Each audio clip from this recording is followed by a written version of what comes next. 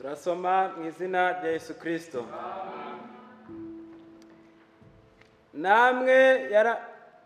namwe yarabazuye abari bapfuye muzize ibicumuro n'ibyaha byanyu, ibyo mwagenderagamo kera mukurikiza imigenzo y'iyi si, mugakurikiza umwami utegeka ikirere, ari we mwuka ukorera mu batumvira. Kandi natwe twahoze muri abo dukurikiza ibyo kamere yacu yifuza, tugakora ibyo kamere n'imitima yacu byishakira. Kandi ku bwa kavukire yacu twari abo gukurikirwa umujinya nk'abandi bose. Ariko Imana kuko ari umutunzi w'imbabazi, yaduhinduriye bazima na Kristo kubw'urukundo rwinshi yadukunze. Ubwo twari dupfuye tuzize ibicumuro byacu, ubuntu nibwo bwabakijije. Nuko ituzurana nawe, itwicaranya nawe mu ijuru mu buryo bw'umwuka turi muri Kristo Yesu, kugira ngo mu bihe bizaza izerekane ubutunzi bw'ubuntu bwayo buhebuje byose. Itugirira neza muri Kristo Yesu. Mwakijijwe n'ubuntu kubwo kwizera, ntibyavuye kuri mwe ahubwo ni impano y'Imana. Ntibyavuye no ku mirimo kugira ngo hatagira umuntu wirarira, ko turi abo yaremye ituremeye imirimo myiza muri Kristo Yesu, iyi Imana yiteguriye kera kugira ngo tuyigenderemo. Amen. Tito, igice kimwe umurongo wa 11. Turasoma mu izina ry'Umwami wacu Yesu Kristo. Kuko ubuntu bw'Imana buzazanira abantu bose agakiza bwabonetse, utwigisha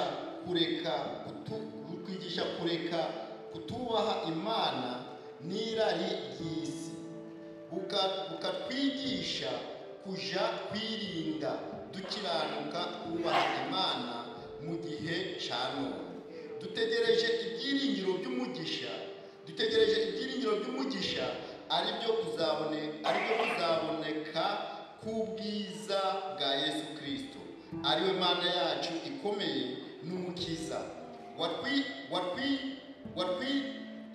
watwitangiriye kugira ngo aducungure mu bugome bwose, kandi yuhagiye abantu kugira ngo babe ubwoko bwe bwite, bugira ishaka ry'imirimo myiza. Uje uvuga ibyo kandi ubibahugure, ubahane k'ufite ubutware bwose, ntihakagire ugusuzugura. Amen. Data Jhonus anasaidia aya. Jhonus ataongoza ombi katika maneno haya.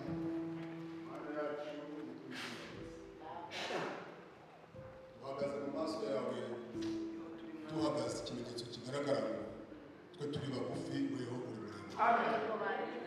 Twicishe bugufi cyane kuko tuzi ko turuta. Ijambo ryawe riraturuta, ijambo ryawe riruta isi, ijambo ryawe riruta ijuru, ijambo ryawe riruta abana, ijambo ryawe riruta byose. Twihaye icyubahiro duhagaze, tuvuga ngo Yesu guhimbazwe. Nanone tuje tubyigana nka wa mugore wasobanukiye ko amahene ye yashize, amenya ko n'amafaranga agamushizemo, aravuga ngo ninkora ku mwami wanjye urugina rw'amaraso rukama. Ndabona abasore bari kubyigana ngo bagukoreho, bashiki banjye bari kubyigana n'abafurere kugira ngo buri muntu wese agukoreho, kandi ugukoza wese ataha yakiza, ugukozeho ibibazo birarangira. Ufite umutima udakijijwe arakira, ufite ingorane mu mutima zirarangira, ufite agahinda atahana ibyishimo. Nange ndabyigana, mushiki wanjye ndabyigana, emera muri mugore watugukoreho mu izina rya Yesu Kristo. Kandi nk'uko wa mugabekazi w'Isheba yafashe urugendo rw'amezi 3 aje kureba ubwenge bwa Salomo, akamurondorera ibyari mu mutima byose, uruta Salomo ari hano. Turahagaze ngo turondorerwe mu mutima, agenzura ibimuri ku mutima maze nk'uko yamweretse imfuruka ze zose bitume natwe tugera mu bikari byawe, tugere mu madepo y'imiti, tugere ahantu hahumurira, utangira ihumure, utangira ibyishimo. Ababikeneye, ababihagaze, bahagaze babishonje, nibabihabwe mu izina rya Yesu. Amagambo yawe asomeye umugisha, Bibiliya uyiha umugisha, umugaragu wawe umugisha, umusige amavuta, umudutumeho kugira ngo uyu mugoroba uwaje afite ibibazo atahe byakemutse, uwaje afite agahinda atahe karangiye. Tuguhaye karibu ku gicaniro, tuguhaye karibu mu ndirimbo, tuguhaye karibu tubere diakoni, tuguhaye karibu tubere predicateri, tuguhaye karibu utubere umwigisha, tuguhaye karibu ube byose muri byose. Kandi kuko wavuze ngo ijambo ryawe rirera kandi muzababera kuko nanjye nibubera. Iminsi 6 ni miremire turi iwacu, umuntu wese uri kwishinja ibicumuro uhereye kuri njye na mwene data na mushiki wanjye n'abagaragu bawe, turavuze ngo munsi y'amaraso yawe twese tubabarire. Maze Satani aduhunge, Satani aje kure, Mwuka Wera abe hano, maze nuvuga abarwayi bakire, maze nuvuga abantu basimbagurike, maze nuvuga utubonere ihumure. Karibu Mwuka Wera, tubisabye Imana mu izina rya Yesu. Imana ihere amagambo yayo mu mitima yacu. Mu izina ry'umwami wacu Yesu Kristo. Tugiye kuganira amagambo magufiya avuga ati twakijijwe kubw'ubuntu. Nta kiguzi Imana yadusabiye, kuko Imana idusaba ikiguzi ntacyo twari kuzabona. Amen. Nta kiguzi. Iyo Imana igusaba ikiguzi ntacyo wari kuzabona. Iyo Imana idusaba amadolari ntacyo twakabonye. Iyo Imana idusaba imirimo myiza nta n'imirimo myiza twakabonye, kuko umwana w'umuntu uwo ari we wese ni umunyabyaha. Bibiliya nitubwiye ngo kuko bose bakoze ibyaha ntibashikiriye ubwiza bw'Imana. Abantu bose ni abanyabyaha, bose bakoze icyaha, ndetse n'Imana ibonye abamarayika ibabonamo amafuti. Amen. Igicumuro cya mbere, icyaha cya mbere cyahereye mu ijuru, hehe mu bamarayika. Niyo mpamvu Imana yamanuye Rusofero.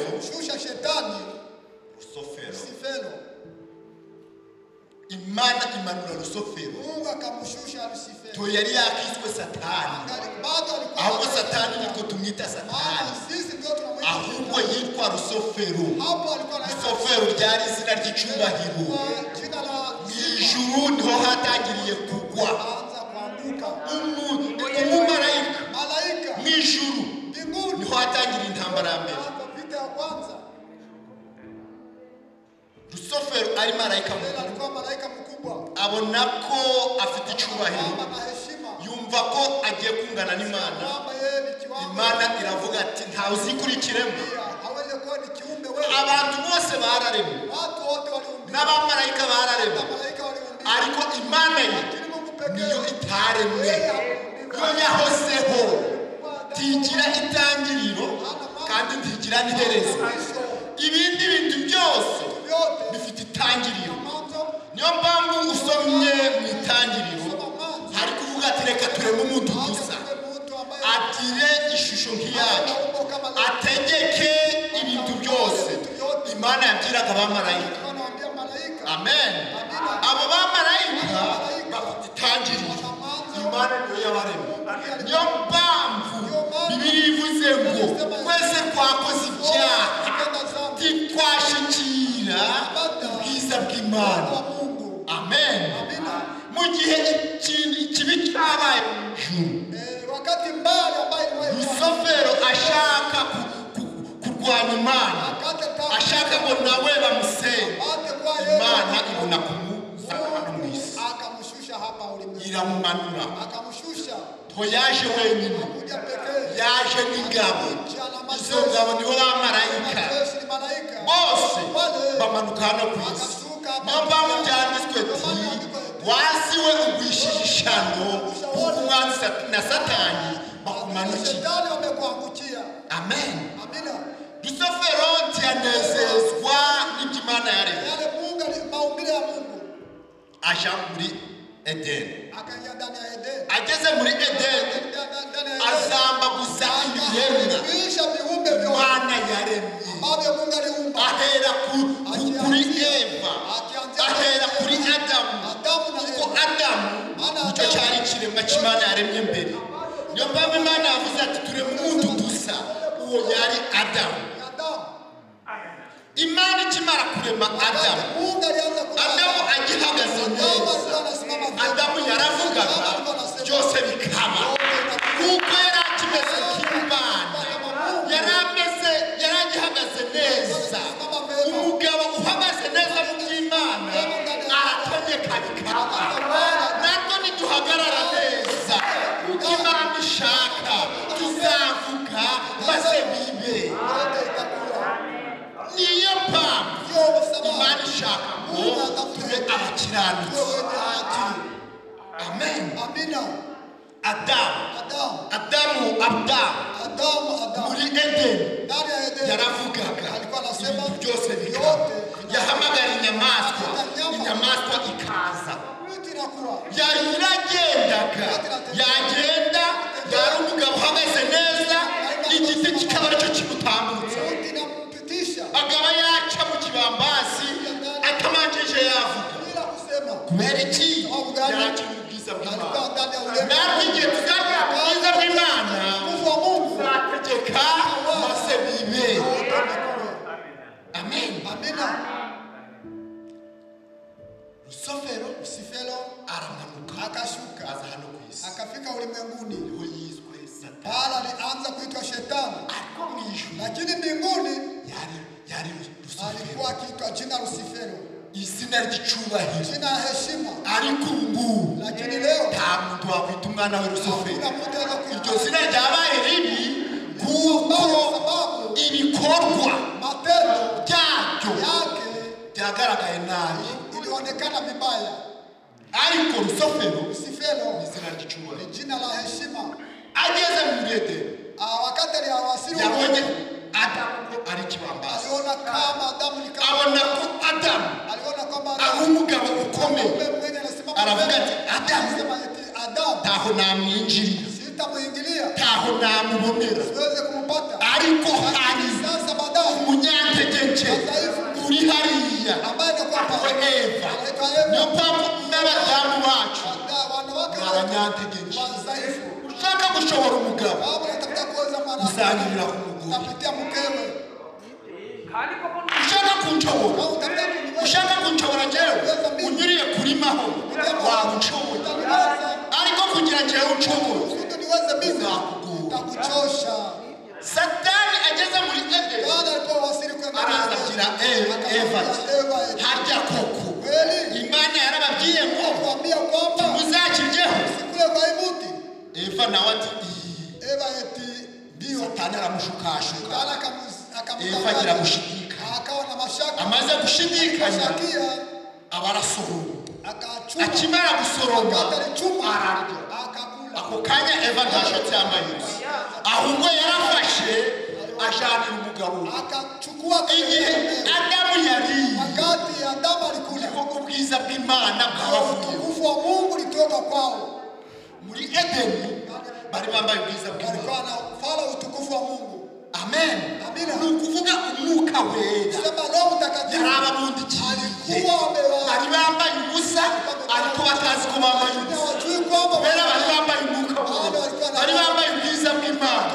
Igihe rero bacumuye niho ubwiza bw'Imana bwabavuyeho. Niyo mpamvu na n'ubu Maana hata leo iyo umufurere yacumuye Mungu alianza umwuka wera amuvaho akaba asigaye mwite. Ntuzahura n'umufurere wavuye mu mwuka we utariho umwuka we, uwo munsi uzaba wavutse, atakuwa ameanguka. azaba mubi kurusha kuko ubwiza bw'Imana bwamuvuyeho. Kutoka kwake. Amen. Amina.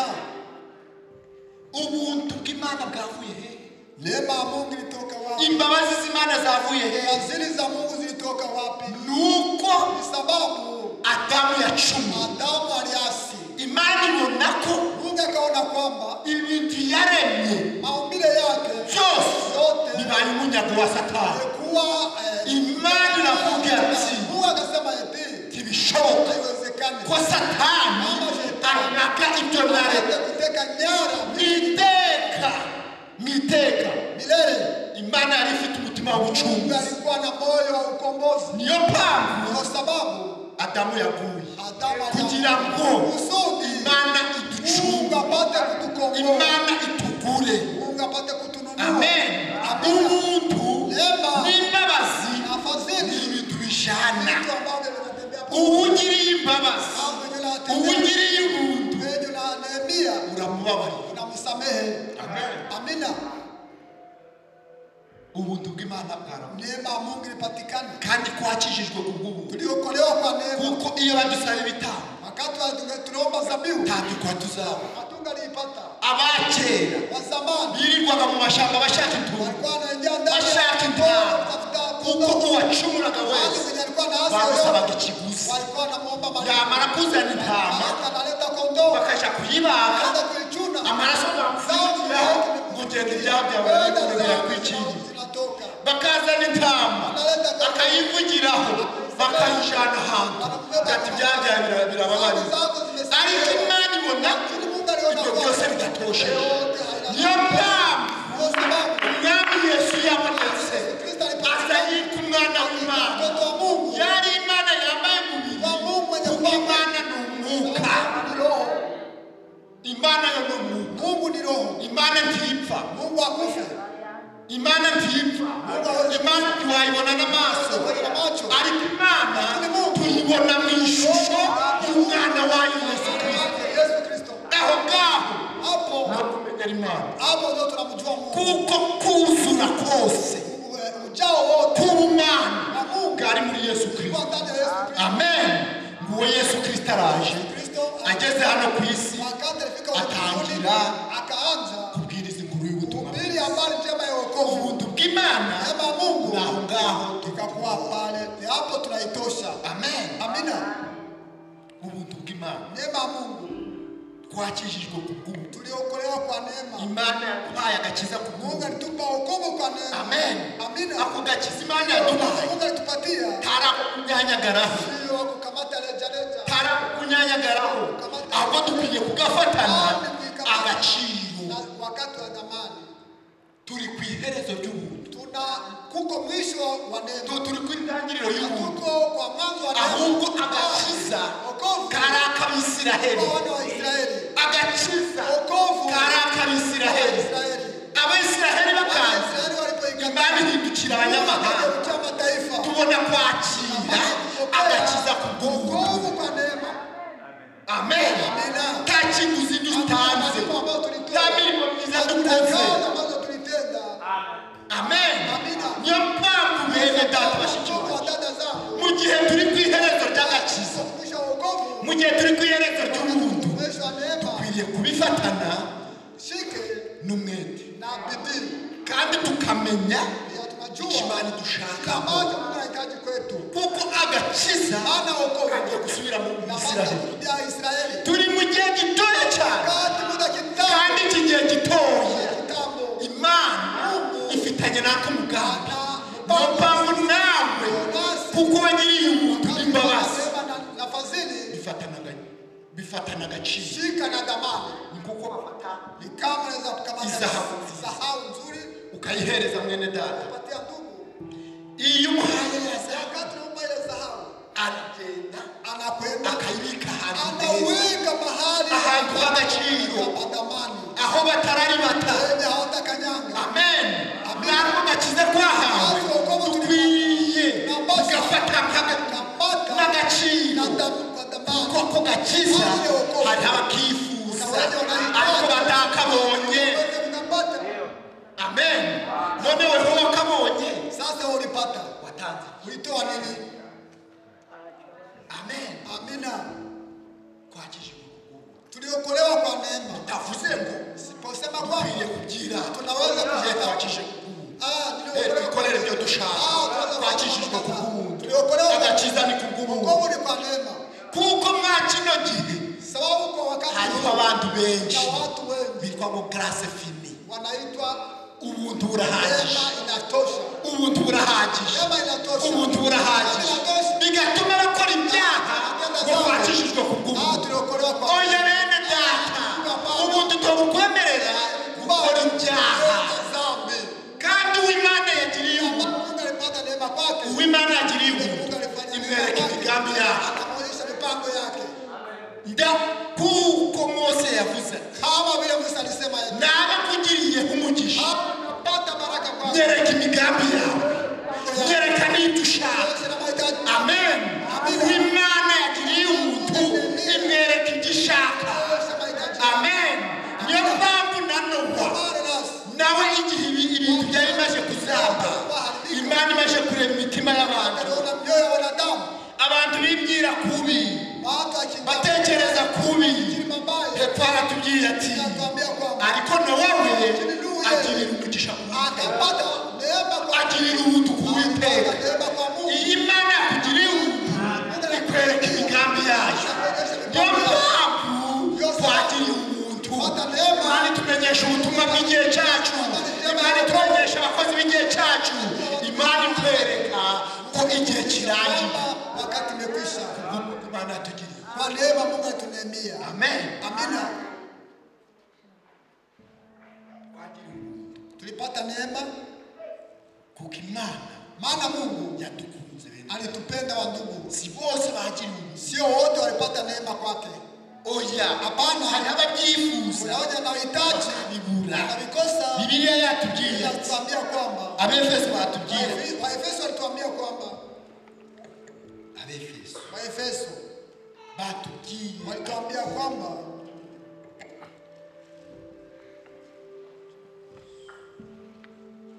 agakiza wokovu ni mali kumi ni mali ya ajabu ni mali kumi mali ya ajabu kuko ubuntu bw'Imana Mana neema Mungu gatuzaniye agakiza letea wokovu ubuntu bw'Imana gatuzaniye ubugingo uzima wa milele amen amina tarukubinyanyagaraho Biblia yatubwiye ati namwe yarabazuye nanjye ari wafufura mwebwe abari bapfuye muzize ibicumuro n'ibyaha byayo ibyo mwagendera muratembera zani zamani amen amina ibyo mwagenderaga no kera mukurikije imigenzo y'isi historia mugakurikiza munafata umwami utegeka ikirere ariwo mwuka ukorera mu batumira wale wasioamini kandi natwe twese twahoze muri bo yawo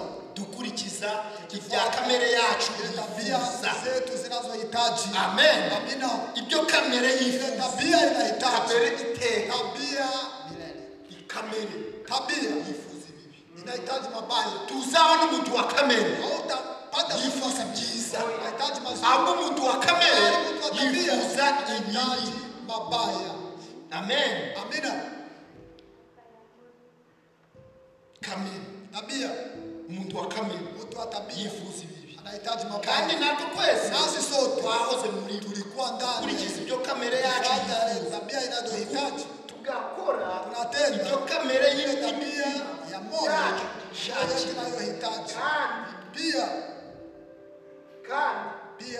kubwakavukire yacu akuzaliwa kwetu ari abo kugirirwa tulimushinya abatagazafu wote kwa turabo kugirirwa kumushinya tulikuwa watu wa kupata gazafu kama wengine wote amen amina ari lakini imana kuko ari umutunzi w'abazaji wa amen ariko imana kuko ari umutunzi w'Imana Mungu ni mfugaji wa yaduhinduranye bazima atukadirisha pamoja na Yesu Kristo urukundo rwinshi wake mwingi yadukunze amali tupenda ubwo twari dupfuye turakaribu tuzize ibicumuro byacu au ya mazambi zetu ubuntu nibwo bwadukijije amen ubuntu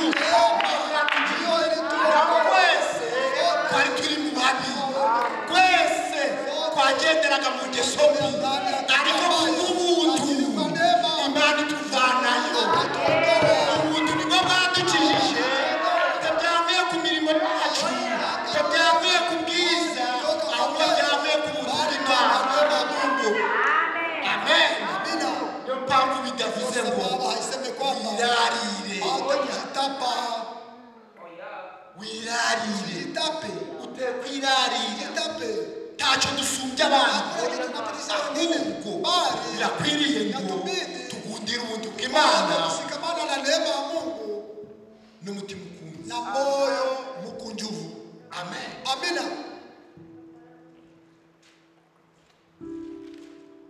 Tito ubuntu bw'Imana neema Mungu bwatuzaniye agakiza nituletea wokovu tibyavuye ku mirimo haikutoka kwenye kazi ahubwo byavuye bali toka kwa neema Mungu. Niyo mpamvu bene ndio maana bandugu zangu tumenye aho igihe tujue kama wakati nafika wapi. Igihe kiri kwiruka wakati naharikisha ariko kwebwe lakini sisi dukina sisi tunazembea sana. Ntari igihe cyo gukina sio wakati wa mchezo ahubwo ni igihe cyo wakati ni igihe cyo gusaba umwuka wera wakati wa kuomba roho ni igihe cyo kuvuga ubwaka ni igihe cyo kubwira Imana mwami ngwino wicare muri njye umenyeshe imigambi yawe mpango wako. Amen. Amina. Kwicara hano wika hapa tacho bimaze itorero kanisa kirishobora kugukiza ahubwo umukiza n'umwe n'umwami wacu Yesu Kristo. Amen. Amina. Tito kabiri sura 2 kuko ubuntu bw'Imana mara neema buzabaza kuko ubuntu bw'Imana ya Mungu uzazanira abantu bose agakiza kavunitse ambaye ipatikana. Amen. Amina. Ubuntu bw'Imana neema Mungu buzazanira abantu bose watu wote agakiza wokovu kabonetse ambaye ipatikana. Hari ikintu Frere Branham akuna kitu ndugu Branham anasema ubuntu neema bugirira umumaro inakuwa na maana kubushaka na yule ambaye anayependa. Ubuntu neema bugirira umumaro inakuwa na maana kubushaka yule ambaye anayependa. Ata urugero natoa umuntu umwe umuntu mmoja hano muri Amerika ndani hapa Marekani bari benda kwica ageze ku mviro wakati yari yarakoze ibyaha byinshi bamushyira muri prison imyaka myinshi bamukatira ubwo gupfa bakamukatia hukumu ya kufa bamukatira ubwo gupfa bamukatira hukumu ya kufa. Hanyuma haboneka umuvugizi kapatikana mutetezi yarageze aho kumunyonga habonetse umuvugizi aramuburanira maze aratsinda akashinda maze urupapuro ruva kuri perezida rwanditswe ati mwene data muhihi uwo muhihi nubwo afunzwe nubwo mwamuciriye ubwo gupfa arabohowe guhera uyu munsi. Amen. Arabohowe guhera uyu munsi maze rwa rwandiko barushanira umucamanza baramuhereza ati runaka anafunguliwa anafunguliwa kweli rwa rwandiko umucamanza ararufata aruhereza yambo kumakayipatia yule aramubwira ati urabohowe genda afunguliwa wende jewe niyabohowe tombohowe uwo muntu yanga kugirira imbabazi none waza aravuga ati umucamanza aravuga ati umuntu agirirwa imbabazi ahubwo azemera none ubwo yanze imbabazi ubwo yanze umuntu nimumwice. Frere Branham aravuga ati umuntu bugirira umumaro kuwushaka imbabazi zigirirwa umumaro uzishaka. No mu isezerano rya kera habagaho umwaka witwa yubile. Uwo mwaka witwa yubile babohoraga imbohe zose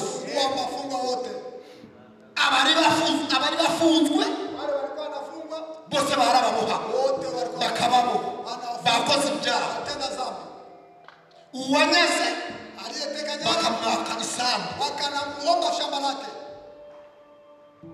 umwaka wa yubile waragera Mwaka wa yubile wakati ilikuwa umwaka wo kubohora imbohe warageraga impamvu ikavuga barabanda inasema nabe narakondesheje nabe narafashe mwene data nk'imbata impamvu yaravuga aho turi hariho hose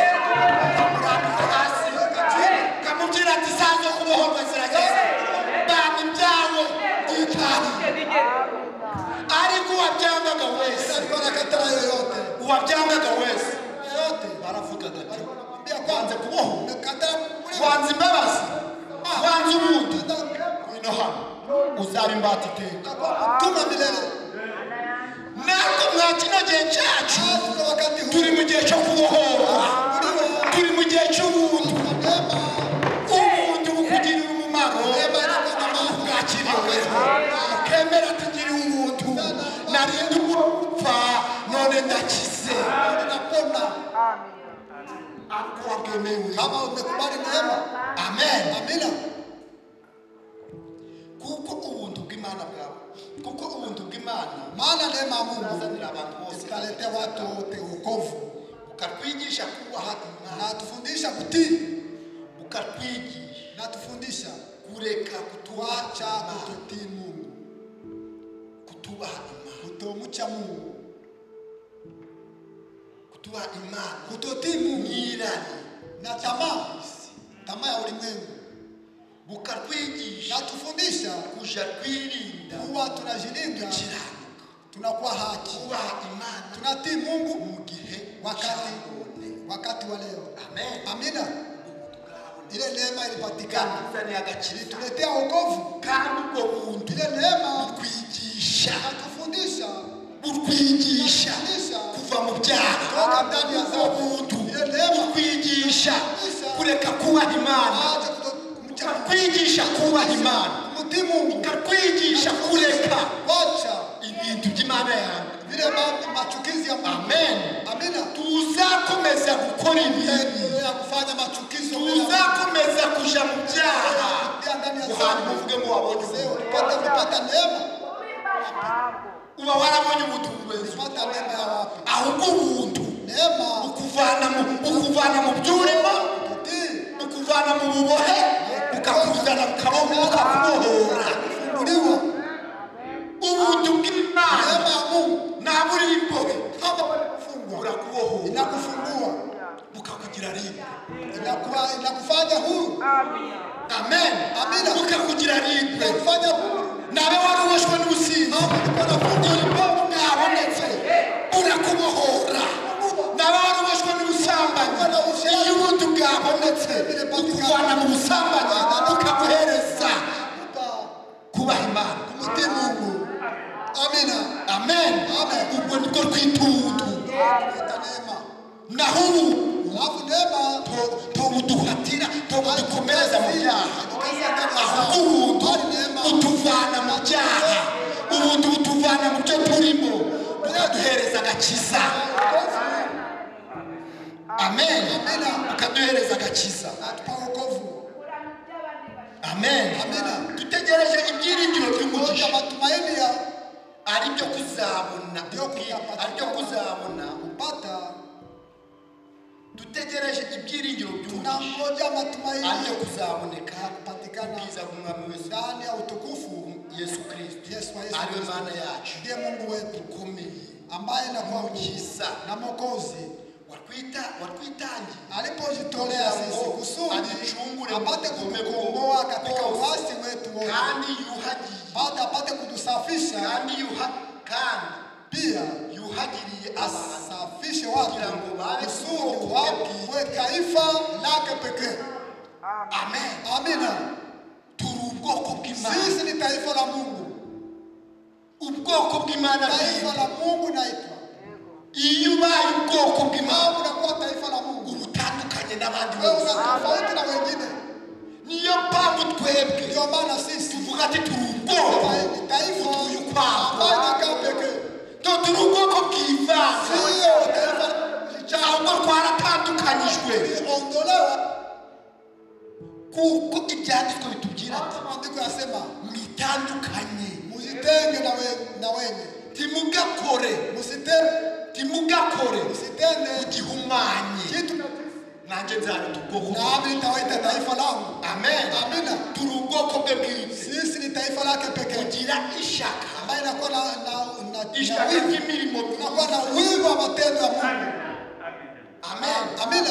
buri mwene data wese buri mushiki wacu wese yari akwiriye kugira ishaka kuwa na wivu ry'imirimo myiza ya kazi njema. amen Amina. nari nkwiriye kugira ishaka Basi kuwa na ry'imirimo myiza matendo buri nawe akagira ishaka ry'imirimo myiza matendo mazuri. Chantal nawe akagira ishaka ry'imirimo myiza wese tugaharanira ishaka ry'imirimo myiza ya matendo mazuri. amen Amina. kuko Sababu byanditswe biratubwiye ngo ahawe kwambara umwambaro w'igiciro kandi uwo mwambaro w'imirimo myiza yo gukiranuka amen ni ishaka ry'imirimo tukiwa na wivu wa matendo ya Mungu twese sote imana izaza guturana nawe Mungu atakuwa akaa ndani yetu. tugira ishaka Tuwe na wivu ry'imirimo myiza ya matendo mazuri. amen uje kuvuga ibyo Kwa nasema ile kandi ubibaho pia upate kuwaonya ubahane wazi ufite ubutware ukiwa na utawala wote ntihakagire sio wa kukusalau.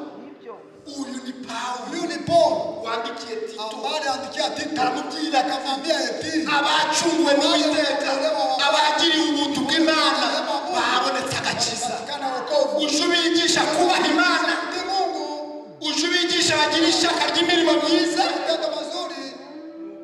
amen Amina. twese tugira ishaka Sote tuwe na wivu ry'imirimo ya matendo mazuri. Abaroma Walumi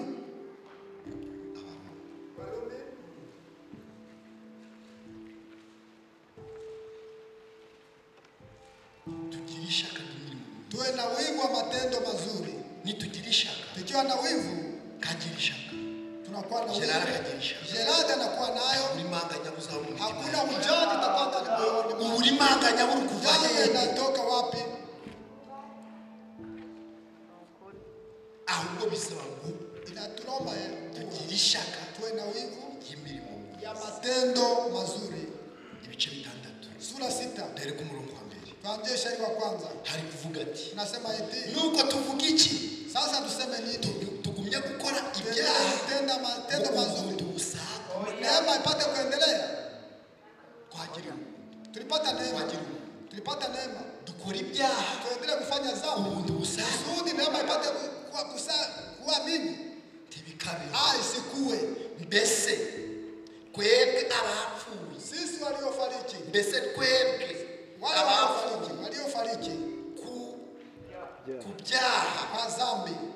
mbese twebwe abapfuye ku byaha Wale waliokufa kwa dhambi bakomeza wataendelea kuramira wataendelea muri ibyo kudumu katika duteka ndani ya dhambi gani? nawe warapfuye guca Kama alikufa juu ya dhambi wakomeza kuramira mu utaendelea kudumu ndani ya dhambi. nawe ubuntu bwaraboneka Kama neema ilipatikana, ubwo buntu bukatuvana ile neema inatuondoa ndani ya dhambi, wakomeza kuramira mu cyaha utaendelea kudumu ndani ya dhambi. ahubwo ubuntu bwaraboneka Bali neema ilipatikana kugira ngo ubwo kusudi ile neema tuvane mu cyaha ipate kuondoa ndani ya dhambi. bya bindi byose Yale matendo yote wararikiraga kera ambayo unatamani zamani ukabizinukwa unaviacha. umunyarwanda yaravuze ni ukuzimukwa Munyarwanda alisema ni iyo kuviacha. uzinuzwe ikintu Kama uliacha kitu lote wongera kukirarikira ukatenda kuwa na tamaa yake. nawe warakundaga agatabi Tumbaku ukagakunda ukumva utaryama utagakuriyeho mwose bw'umuntu na moshi hata moja ukumva itabura rizinuzwe unaliacha pe lote.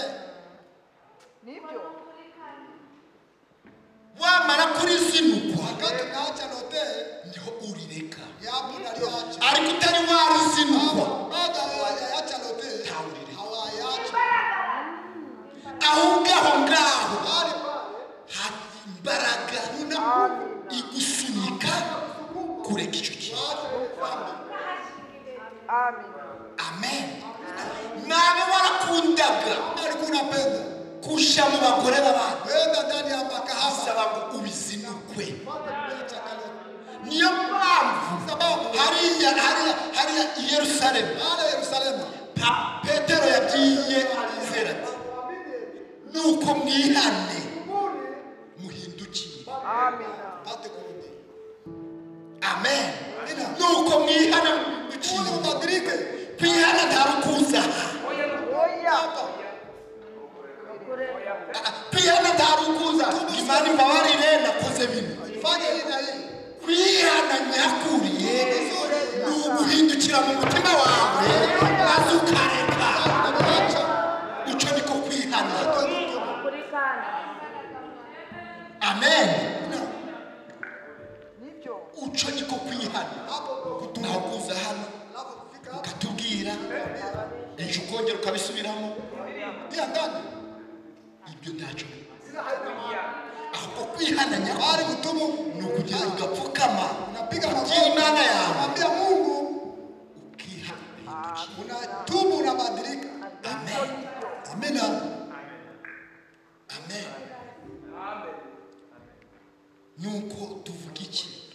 Sasa tuseme ni tuendelee kutenda dhambi neema ipate kuendelea Ibikabe isikuwe kwebwe sisi wale waliofariki kwenye dhambi tutaendelea kudumu katika ndani. Je, hamjui kwamba sote ambao tulibatizwa ndani ya Yesu Kristo tulibatizwa ndani ya kifo chake?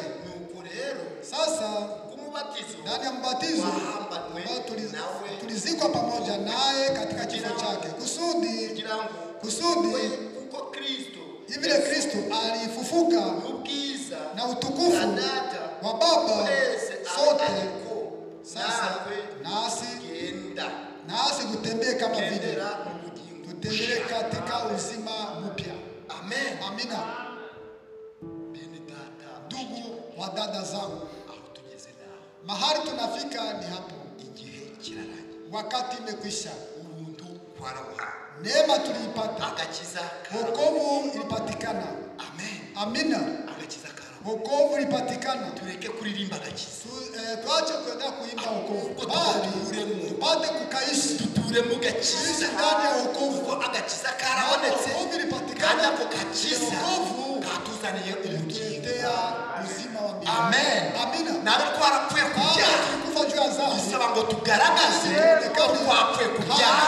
Kufa juu ya dhambi birakomeye cyane, inakuwa nguvu sana. Umuntu yarapfuye mtu alikufa ukabona ari kwisega. Wali wabona intumbi iri kwisega. Uliona mzoga inajitingiza. Biblia yatubwiye ngo Biblia inasema batizo kuriya kukudubika bigaragaza urupfu. Inaonyesha kwamba urapfuye.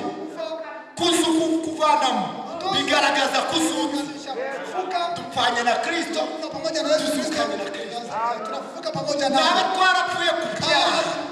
Wali wabona umuntu wapfuye ari kwisegana.